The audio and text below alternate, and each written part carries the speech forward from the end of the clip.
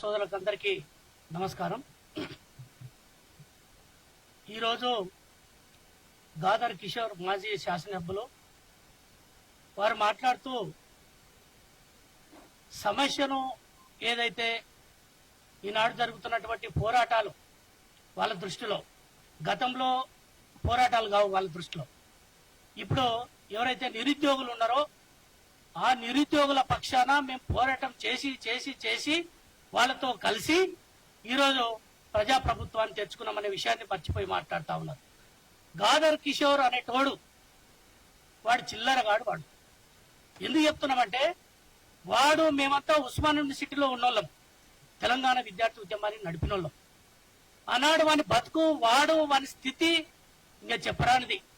వాడు గతంలో ఉస్మాన్ యూనివర్సిటీ పక్కల ఆరాధన థియేటర్ ఉంటుండే. వాడికి పైసలు గతి లేక ఆరాధన థియేటర్ దగ్గర బ్లాక్ టికెట్లు అమ్ముకుంటుండేవాడు. బ్లాక్ లో వాళ్ళని బెదిరించి విద్యార్థుల దగ్గర డబ్బులు వసూలు చేసి వాడు జేబులో పెట్టుకొని ఫ్రీగా వాళ్ళను థియేటర్లకు పంపిస్తుండేవాడు. అట్లాంటి పరిస్థితి వాంది. ఈ రోజు వాడు 2 సార్లు శాసనసభ్యుడై ఈరోజు ఈ తెలంగాణ రాష్ట్రంలో ఒక ప్రజాప్రభుత్వం వస్తే ఆ ప్రజాప్రభుత్వానికి నాయకత్వం వహిస్తున్నటువంటి రేవంత్ రెడ్డి గారు ముఖ్యమంత్రి గారిని పరిచయ పదజాలంతో దూషిస్తున్నటువంటి పరిస్థితి. నేను ఏమంటున్నానంటే ఈరోజు ఈ ప్రజాప్రభుత్వాన్ని తెలంగాణ ప్రజలు కాపాడుకుంటుంటే మీకు బుద్ధి చెప్పి మీకు ఈపు మీద దంచి చెప్పు తీసుకొని కొట్టి మిమ్మల్ని ఇంట్లో పంట పెట్టిన ప్రజలు. కానీ ఈరోజు పదే పదే పదే ముఖ్యమంత్రి గారిని అవమానించేటట్టుగా మాట్లాడుతూ ఉన్నారు. ఖబర్దారని చెప్పేసి సందర్భంగా గాదర్ కిషోర్ గారిని హెచ్చరిస్తా ఉన్నా. అరే గాదర్ కిషోర్, నువ్వు గతంలోనే ఉస్మాన్ యూనివర్సిటీలో నీ ప్రవర్తన, వింత ప్రవర్తన, నీ విచిత్రమైనటువంటి బిహేవియర్ అందరు ప్రజలకు అక్కడ ఉన్నటువంటి యూనివర్సిటీ విద్యార్థులకు తెలియదు కాదు. నువ్వు గత చరిత్ర ఎందుకు ఈ రోజు గుర్తు చేయదలుచుకున్నామంటే నువ్వు మాట్లాడేటువంటి మాటలు అనైతికమైనటువంటి మాటలు. నీ యొక్క ఆలోచన విధానము ఈ సమాజానికి ఏమాత్రము పనికిరానటువంటి ఆలోచనను ప్రజల ముందు ఉంచుతున్నామనే విషయాన్ని చెప్పడానికే నీ యొక్క గత చరిత్రను గుర్తు చేస్తా ఉన్నాం. నువ్వు గతంలో ఉస్మాన్ యూనివర్సిటీలో ఉన్నటువంటి చదువుకుంటున్నటువంటి విద్యార్థులను, అమ్మాయిలను నువ్వు రకరకాలుగా వేధిస్తా ఉంటుంటే ఆ రోజు పీడిఎస్ సంఘంలో ఉన్నటువంటి వాళ్ళందరూ వచ్చి నిన్ను చెప్పు తీసుకొని బుద్ధి చెప్పిన సంగతి మరోసారి గుర్తు చేస్తా ఉన్నా. తెలంగాణ సమాజం అంతా ఆలోచన చేయాలి. ఎందుకోసం చెప్తా ఉన్నామంటే ఈ రోజు ప్రజాప్రభుత్వాన్ని మన ముఖ్యమంత్రి రేవంత్ రెడ్డి గారిని విమర్శిస్తా ఉంటుంటే బాధ అవుతా ఉన్నది. వాళ్ళ గతంలో ఏం చేశారనే విషయాన్ని ఈ రోజు మన తెలంగాణ ప్రజల ముందు ఉంచదలుచుకున్నాం. కాబట్టి ఈ విషయాన్ని గుర్తు చేస్తా ఉన్నాం. కాబట్టి ఈ యొక్క గాదర్ కిషోర్ అనేటోడు అమ్మాయిలను వేధించినోడే. ఆయన 2 సార్లు శాసనసభ్యుడైండు. మరి ఎట్లా అయిండో, నిజంగా ఎట్లా అయిండో అనంటే ఈ రోజు అందరం ఆశ్చర్యపోల్సినటువంటి విషయం. ఇంకా మళ్ళీ అయ్యే పరిస్థితి ఏం లేదు. ఎందుకోసం అనంటే తెలంగాణ ఉద్యమం పేరు మీద తెలంగాణ విద్యార్థులందరూ పోరాటం చేస్తే ఆనాడు 2 సార్లు నీకు అధికారం ఇచ్చారు ప్రజలు. అయ్యో తెలంగాణ ఉద్యమం చేసి వచ్చిన వాళ్ళని ఆయన చెప్పుకుంటుంటే ఈ రోజు ప్రెస్ మీట్ లా మేమంతా కొట్లాడి జైలు పోయినాం, 100 కేసు పెట్టుకున్నాం. రేవంత్ రెడ్డి గారికి ఏం తెలుసు ఉద్యమం అంటే? ఆయన ఉద్యమం చేయలేదు రేవంత్ రెడ్డి గారు అని చెప్తా ఉన్నాడు. ఎన్నడరా నువ్వు ఉద్యమం చేసింది? గాదర్ కిషోర్, మాకు తెలియని ఉద్యమ చరిత్ర ఏడుందిరా నీది? చూపినిది. నీ మీద కేసు అయిందో మా మీద కేసులని రారా చూద్దాం. నువ్వు తిని ఆ ఓల్డ్ పిచ్ హాస్టల్లో పడుకునేది. బాలక సుమన్ గారేమో తాగి 12 గంటల వరకు తాగి పొద్దున 12 గంటలకు లేచేది వాడు. మీ చరిత్ర మాకు తెలియదారా? మీ చరిత్ర, మీ యొక్క హీనమైనటువంటి చరిత్ర, అనైతికమైనటువంటి విలువలేనటువంటి మీ చరిత్ర మాకు తెలియదా? ఆయనంట ఉద్యమంలో ఉన్నాడట. మేమంతా ఉద్యమాలు చేసి మా కైలాస్ నేత, మా దయాకర్ వీళ్ళందరూ తెలంగాణ ఉద్యమం చేసి మా అన్న ప్రీతమన్న ఆ రోజు తెలంగాణ ఉద్యమానికి అండగా నిలబడ్డటువంటి వ్యక్తి.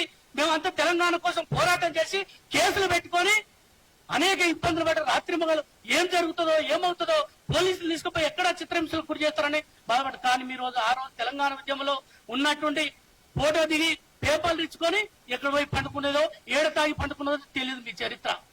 వీళ్ళంటా తెలంగాణ ఉద్యమంలో చేరి తెలంగాణ ఉద్యమం చేసి కేసులు పెట్టుకొని అనేక ఇబ్బందులు పడ్డారట. ఏడరా మీ చరిత్ర? చూపియండి. మేమున్నామా తెలంగాణ ఉద్యమంలో, మీరున్నారా? కాబట్టి ఇట్లాంటి అంటే తెలంగాణ ఉద్యమం పేరు మీద మీరు 2 సార్లు ప్రజలు ఆశీర్వదిస్తే శాసనసభ్యులు అయ్యారు. కానీ ఏనాడన్నా తెలంగాణ ఉద్యమం పేరు మీద శాసనసభ్యులై ఎమ్మెల్యేలై మీరేనన్నా తెలంగాణ విద్యార్థుల కోసం నిరుద్యోగుల పక్షాన ఏనాడన్నా మాట్లాడిందా? ఈ రోజు ఎట్లా మాట్లాడుతుర్రా? మీకే అసలు ఎట్లా మాట్లాడబుద్ధి అవుతుంది? ఎన్నడన్నా నిజంగానే మీరు తెలంగాణ ఉద్యమంలో ఉన్నోళ్ళు ఎమ్మెల్యేలై ఆ ప్రభుత్వంలో 9.5 సంవత్సరాల్లో కేసీఆర్ ప్రభుత్వంలో ఉండి మీరు ఏనాడన్నా ఒక్క పోస్టర్ వేసిదారా? మీరు సిగ్గుందారా? మీకు సీమ రక్తం ఉందారా? అరే గాదర్ కిషోర్, నువ్వు మాట్లాడుతున్నటువంటి మాటలను ఒక్కసారి మరోసారి మళ్ళా నువ్వు మాట్లాడినేందో ఒకసారి మళ్ళా వీడియో పెట్టుకొని చూసుకో. నీకే సిగ్గేటువంటి పరిస్థితి వస్తుంది. ఎందుకోసం అనంటే నువ్వు ఎన్నడైనా ఆనాడు 9.5-10 సంవత్సరాలు ప్రభుత్వంలో ఉన్నప్పుడు కనీసం ఒక్క విద్యార్థుల గురించి అన్నా నిరుద్యోగుల గురించి మాట్లాడినా? పూలందం పెట్టే ఉస్మాన్ యూనివర్సిటీని గందరగోళం చేశారు. అకాడమిక్ ఒక వాతావరణం లేకుండా చేసి యూనివర్సిటీలను విధ్వంసం చేసినటువంటి మీరు ఈ రోజు విద్యార్థి ఉద్యమకారుల గురించి అదేవిధంగా విద్యార్థి నిరుద్యోగుల గురించి మాట్లాడుతా ఉన్నారు. ఏం చెప్పాలిగా? ఈ రోజు స్పష్టంగా మా ప్రభుత్వం రేవంత్ రెడ్డి గారి ప్రభుత్వము నిరుద్యోగుల పక్షాన చాలా స్పష్టంగా ఆనాడు మీరు ఎన్నడూ కూడా విద్యార్థి నిరుద్యోగుల గురించి మాట్లాడిన వాళ్ళు, ఎన్నో పోరాటాలు చేస్తే కనీసం స్పందించిన వాళ్ళు. కానీ మన ముఖ్యమంత్రి గారు, తెలంగాణ ముఖ్యమంత్రి, ప్రజాప్రభుత్వం వస్తే ఆనాడు 3 రోజుల క్రితము ముఖ్యమంత్రి గారు మమ్మల్ని అందరినీ పిలిపించుకొని మాట్లాడిండు. ప్రభుత్వ అధికారులను పిలిపించి మాట్లాడిండు. ఏం చేస్తే బాగుంటుందని మాట్లాడితే చాలా స్పష్టంగా నేను కూడా దాంట్లో ఉన్నా. దయాకర్ ఉన్నాడు, అన్న ఉన్నాడు, కైలాస్ నేత, అందరం ఉన్నాం. మేము ఉండి ఆ రోజు ముఖ్యమంత్రి గారికి స్పష్టంగా చెప్పినాం, ఖచ్చితంగా విద్యార్థి నిరుద్యోగులకు మనం ఇచ్చినటువంటి హామీలు ఏవైతే ఉన్నాయో అవన్నీ అమలు చేయాలంటే స్పష్టంగా మనం అమలు చేస్తా ఉన్నాం. గత ప్రభుత్వం వేరు, మనం వేరు. కాబట్టి ఆ విద్యార్థుల సమస్యలు ఏమున్నా కూడా మనం పరిష్కరిస్తాం. మీరు అధికారులు ఎవరైతే ఉన్నారో మీరంతా కూడా ఖచ్చితంగా ఏది సాధ్యమవుతుంది, ఏది ఎట్లా విద్యార్థి నిరుద్యోగులకు ఎక్కడ కూడా అన్యాయం జరగొద్దని అధికారులను ఆదేశించడం జరిగింది. ఏనాడన్నా కేసీఆర్ స్పందించినారా? ఎంతో పోరాటాలు చేస్తే ఏనాడన్నా ఒక్క డిఎస్ చేసినారా? బుద్ధి తక్కువైనటువంటి మాటలు మాట్లాడుతున్నారు ఈ రోజు.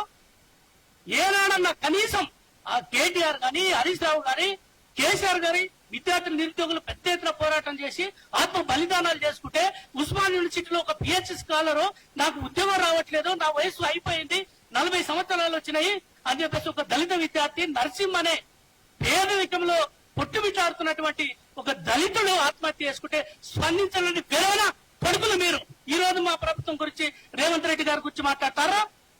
ఈ రోజు మేము కడుపు మండి ఈ రోజు ప్రభుత్వం తెచ్చుకున్నారు విద్యార్థి నిరుద్యోగులంతా, తెలంగాణ ప్రజలంతా. ఈ రోజు ఏదో మీరు వాళ్ళ గురించి మాట్లాడినట్టు, ఏదో ఉద్ధరించినట్టు ఈ రోజు మేము ప్రజల మధ్య ప్రజలకు న్యాయం జరగడం కోసం, నిరుద్యోగులకు న్యాయం జరగడం కోసం రేవంత్ రెడ్డి గారు ఈ రోజు నిజంగా వాళ్ళకు న్యాయమైనటువంటి డిమాండ్ అయితే ఖచ్చితంగా పరిష్కరించడానికి ముందుకు పోతా ఉంటే మీరు చిల్లర మల్లరటువంటి వేషాలు వేస్తా ఉన్నారు. బిడ్డ జాగ్రత్త. గాదర్ కిషోర్, చాలా వల్గర్ మాట్లాడుతున్నావు బిడ్డ. చెప్పు తీసుకొని తంతాం. నువ్వు ఏడవున్నావో చెప్పు. ఈ రోజు మేము ప్రభుత్వంలో ఉన్నాం, అయినా కూడా ఎక్కడ కూడా మేము విర్రవీగుతలేము. గతంలో మీరు ఎట్లా విర్రవీగారు? ఎంతో మందిని ఏం చేశారు? విద్యార్థి నిరుద్యోగులను కొట్టించారు. ఎక్కడ కూడా ఎవరికైనా కలిసేటువంటి ప్రయత్నం చేశారా? మీ ముఖ్యమంత్రి మీరే కలవలేదురా. కానీ ఈ రోజు అన్న ప్రీతమన్న చెప్పినట్టు మా ముఖ్యమంత్రి గారు ఎవరికే సమస్య ఉన్నా, విద్యార్థులకు సమస్య ఉన్నా, నిరుద్యోగులకు సమస్య ఉన్నా, ఉద్యోగస్తులకు సమస్య ఉన్నా, ఏ కష్టాలు వచ్చినా పేద ప్రజలకు ఈ రోజు వెంబడి ఉండి మీరు రాండి అని చెప్పేసి తన ఇంట్లోకి పిలిపించుకొని సమస్యను పరిష్కరిస్తా ఉన్నాడు. అదేవిధంగా ఎక్కడ ఏ డిపార్ట్మెంట్ లో ఏ సమస్య ఉందో సెక్రటరియట్ కు వచ్చి రివ్యూ చేసి అధికారులను ఖచ్చితంగా ప్రజలకు అండగా నిలబడమని కోరుతా ఉన్నారు. మా ప్రజాప్రతినిధులు, ఎమ్మెల్యేలను, మంత్రులను ఖచ్చితంగా మీరు ప్రజల మధ్యలో ఉండండి, ప్రజలను సమస్యలను పరిష్కరించండి అని చెప్తా ఉన్నారు. గత 9 సంవత్సరాలలో ప్రజలు అనేక ఇబ్బందులు పడి ఎక్కడ సమస్యలు అక్కడనే వదిలేసిన మీరు అనేక ఇబ్బందులు పడుతున్నటువంటి ప్రజలను, ఈ తెలంగాణ రాష్ట్రాన్ని పట్టి పీడించిన అటువంటి దోపిడీ చేసినటువంటి మిమ్మలను మీ ఈ రోజు ప్రజలకు పక్కకు తోస్తే మేము ఈ ప్రజలకు అండగా నిలబడి ఈ రోజు ప్రభుత్వాన్ని ముఖ్యమంత్రి గారు రేవంత్ రెడ్డి గారు ముందుకు తీసుకెళ్తా ఉన్నాడు. ఇట్లాంటి ప్రభుత్వం మీద నిందలేయాలని చూస్తే ప్రజలు నమ్మేటువంటి పరిస్థితులు లేరు. కాబట్టి సీము రక్తం ఉంటే, సీము నెత్తురు మీకు ఉంటే గాదర్ కిషోర్, బల్క సుమన్ మీరు ఈ రోజు దళితులమని చెప్పేసి ఈ గత ప్రభుత్వాన్ని ఒకవేళ పుచ్చుకునేటువంటి ప్రయత్నం చేస్తారు. సిగ్గు శరం ఉండాలి. గతంలో మీరు దళితులకు ఇస్తున్నటువంటి హామీలు, దళితులకు 3 ఎకరాల భూమి ఏమైంది? అదేవిధంగా బ్యాక్లాగ్ పోస్టులు అన్నా ఇచ్చినారా? ఈరోజు మా ముఖ్యమంత్రి గారు ఖచ్చితంగా స్పష్టంగా చెప్తా ఉన్నారు, ఎవరైనా సరే దళితులు, బీసీలు, ఎస్సీ, ఎస్టీలకు ఖచ్చితంగా న్యాయం చేయాలి, సామాజిక న్యాయం ఉండాలి. వాళ్ళకు రేషియో ప్రకారం ఇంతకుముందు మీరు మాట్లాడుతా ఉన్నారు 1:50 పెంచుడేంది 100 పిలవాలని.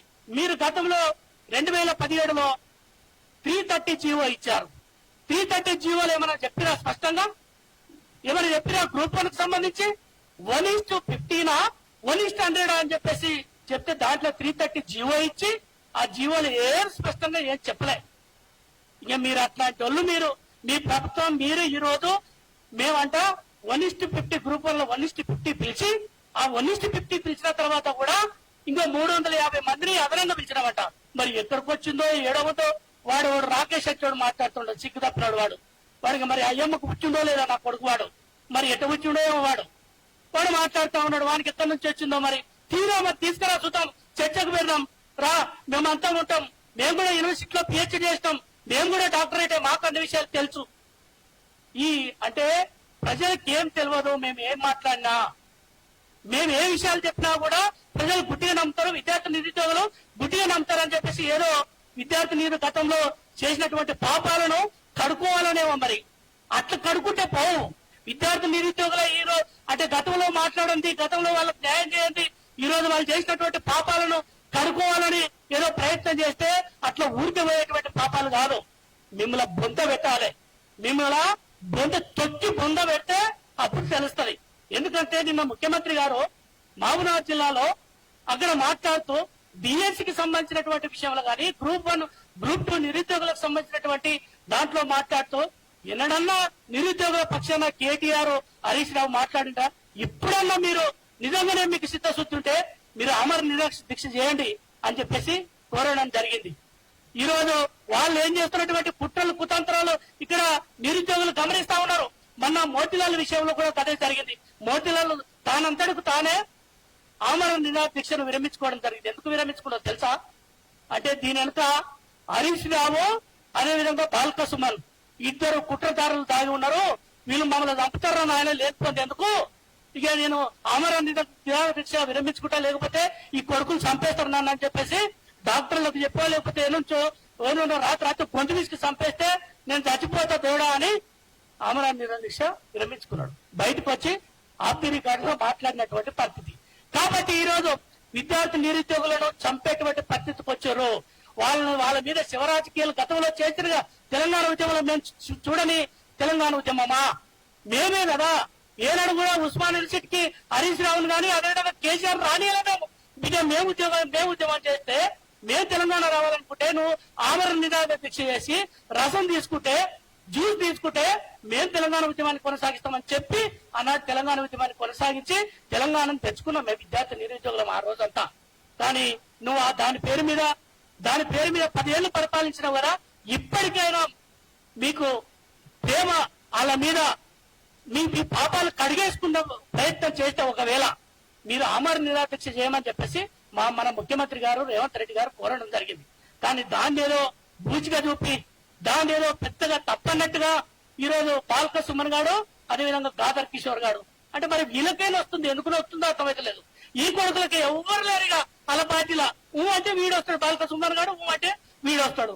అంటే మేము దళితులమనా? బిడ్డ మేము దళితులమే, మేము మాదిగలం, చెప్పు తీసుకొని కొడతాం, మాదిగలు పుట్టినా చెప్పుతో తంతామని చెప్పేసి ఈ సందర్భంగా హెచ్చరిస్తా ఉన్నాం. ఎందుకోసమనంటే మీరు ఎవరికి దళితులకి ఏం ఉపయోగపడలే, దళితులని ఏం ఉద్ధరించలే. ఆనాడు కేసీఆర్ దగ్గర దొర దగ్గర మోదీ వచ్చి నీళ్లు తాగిన వాళ్ళే మీరంతా. కేసీఆర్ వేసిన బిస్కెట్లను కుక్కల్లాగా తిన్నోళ్లే మీరంతా. మాకు తెలియదారా? మీరు ఏమన్నా దళితులను కలిసిరారా? ఏమన్నా దళితులను ఉద్ధరించిరారా? వాళ్ళ ఇళ్లలో పోయిరారా? వాళ్ళ ఇళ్లలో అన్నం తిన్నారా? అరే బాల్క సుమన్, అరే గాదర్ కిషోర్ చెప్పరా, ఓపెన్ ఛాలెంజ్ చేస్తాం మేము, రారా పురి గుర్తలు పోయి అన్నం తింటాం దళితుల ఇళ్ళ, మాల మదిగల ఇళ్ళ. మీకు సిద్ధశుద్ధిందారా? కానీ ఈ రోజు ఏదో ఒకళ్ళ పుచ్చుకొని దొర దగ్గర మార్కులు కొట్టేయాలన్నారు. మీ బతుక అయిపోయిందిరా. ఇక మీరు మాట్లాడతో మీరు విద్యార్థి నిరుద్యోగుల పక్షాన మాట్లాడేటువంటి నైతిక హక్కు పోయిందిరా అని చెప్పేసి సందర్భంగా హెచ్చరిస్తా ఉన్నాం. అందుకోసమే బిడ్డ ఈ రోజు మా ముఖ్యమంత్రి గారి మీద రేవంత్ రెడ్డి గారి మీద అవాకులు చవాకులు పెళ్తే బిడ్డ పండబెట్టి తొక్కుతాం, బొండ పెడతాం అని చెప్పేసి సందర్భంగా హెచ్చరిస్తూ మీరు మరొకసారి మీరు మరొకసారి విద్యార్థి నిరుద్యోగుల పక్షాన ముందుకు రాకండి. ఎందుకంటే మీ లోపల కుతంత్రాలు దాగున్నాయి కాబట్టి ఫైనల్ గా ఒక విషయం చెప్పదలుచుకున్నా. డిఎస్సి రాసేటువంటి అభ్యర్థులైనా అదేవిధంగా గ్రూప్ 1 గ్రూప్ 2 రాసేటువంటి అభ్యర్థులకైనా ఒక చిన్న రిక్వెస్ట్ చేస్తా ఉన్నా. ముఖ్యమంత్రి గారు చాలా స్పష్టంగా నిరుద్యోగుల పక్షాన మన పక్షాన ఖచ్చితంగా మనకు అనుకూలంగా ఉన్నారు, మనల్ని కాపాడుకోవడానికి సిద్ధంగా ఉన్నాడు. లీగల్ గా ఏ ఇబ్బంది రాకుండా గత ప్రభుత్వం ఒక్క గ్రూప్ అని వేయలే, ఒక డిఎస్సి వేయలే. కానీ ఈ రోజు ముఖ్యమంత్రి గారు జాబ్ క్యాలెండర్ ఇచ్చి మిమ్మల్ని ఆదుకోవాలని చూస్తా ఉన్నాడు. కాబట్టి ఎవరు కూడా ఆందోళన చెందొద్దు, భయపడద్దు. వేల లక్షల ఉద్యోగాలు రాబోతున్నాయి. మన బతుకుల్లో వెలుగు రాబోతుంది. ముఖ్యమంత్రి గారు చాలా స్పష్టంగా అధికారులు గాని ప్రజాప్రతినిధులు గాని మీ పక్షాన నిలబడమని కోరుతా ఉన్నారు. కాబట్టి ఎవరు ఆందోళన చెందొద్దని చెప్తూ ఈ అవకాశం ఇచ్చినటువంటి మీ అందరికీ ధన్యవాదాలు. Thank you.